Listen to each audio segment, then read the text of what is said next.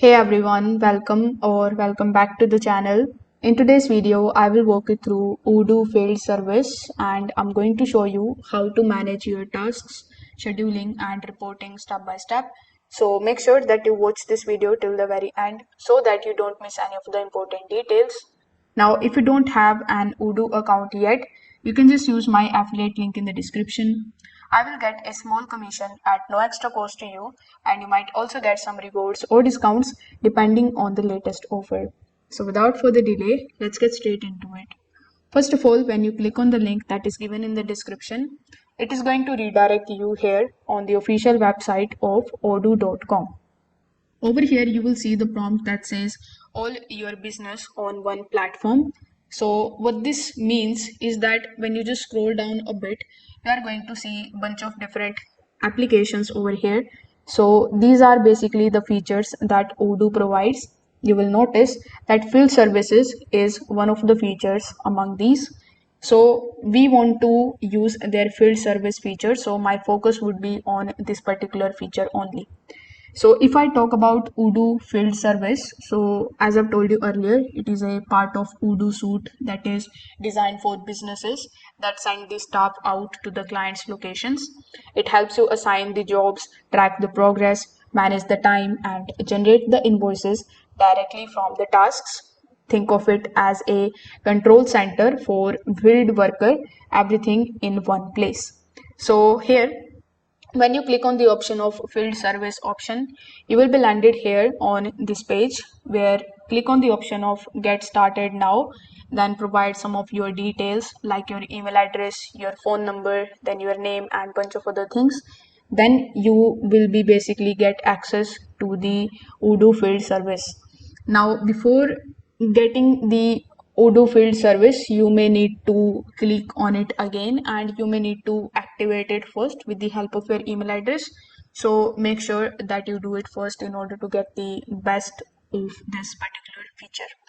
Now, once you are inside here in the field service option, this is basically is going to be your dashboard.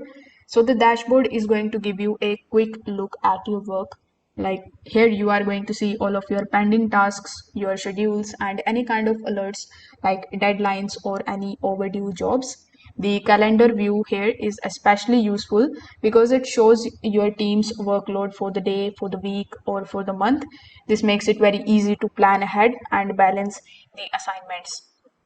So here on the top, you will find a bunch of different configurations and a bunch of different tasks here.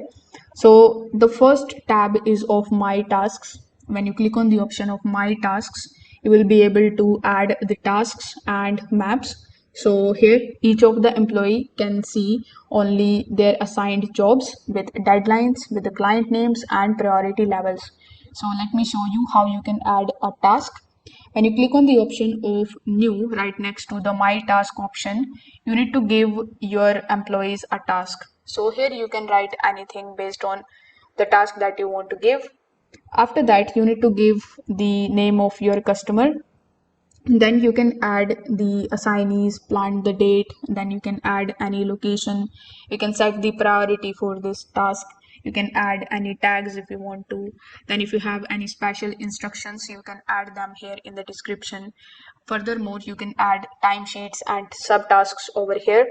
So after completing this particular section, simply click on the option of start here on the top left hand corner of the screen. Then this way your task basically has been started. Now when you click on the option of all tasks here on the top, then go to the all tasks option. You are going to see all of the tasks or basically the full picture of every project that is assigned and that is in the progress. You can also filter it out with the help of the name of employee, date, customer, and even the status. You can also use the search bar here in the top in order to search for any keyword. For example, let's say if you run an AC repair service, one technician might see their three site visits for the day under my tasks, while the manager sees everyone's workload under the all tasks option. So here you can use the search bar and you can search for it with the help of the keyword. Then you can add any filter if you want to. Then we have the option of planning. So when you click on the option of planning, you are going to see three further options. So planning tab is basically where scheduling magic happens. You can select the option of by user, and then you can basically drag and drop the jobs onto a calendar for each employee, making it very simple to assign the visits. So you can also see who is available, who is basically already booked, and which time slots are free. This particular section basically helps you avoiding any kind of double bookings. For instance, you don't want two staff members showing up at the same customer sites, so that's when you can use the planning tab here. When you click on the option of reporting, then select the option of task analysis, you will be landed here on this reporting page. So this is the section that turns your activity into insights. With the help of this option, you can track the number of jobs that are completed. You can just see the average completion time, billable hours per employee. So if you are running a small electrical service, reporting will help you to see which technician is actually handling more jobs and which jobs take longer than expected. So these insights help you make smarter staffing decisions. Then when you click on the option of configurations, you will be able to basically make changes into the settings. You will be able to add new service types, define the default times for the job, and automate your reminders for the staff and the clients. For example, if every plumbing visit usually take 2 hours, you can set that as a default. That's way every new job automatically blocks a 2 hour slot in the calendar. So this is how you can basically start using Odoo field service. Um, the big advantage of this particular integration is that it connects you with other Odoo applications like invoicing, CRM, and inventory. So you can use all of the business options and the features in within just one application. This means that with the help of it, you can send the invoices, you can track the spare parts, and manage the client details without switching to the other tools. So that was the complete breakdown of Odoo field service. In my opinion, it is a powerful way to manage the field teams, save the time, and boost your productivity.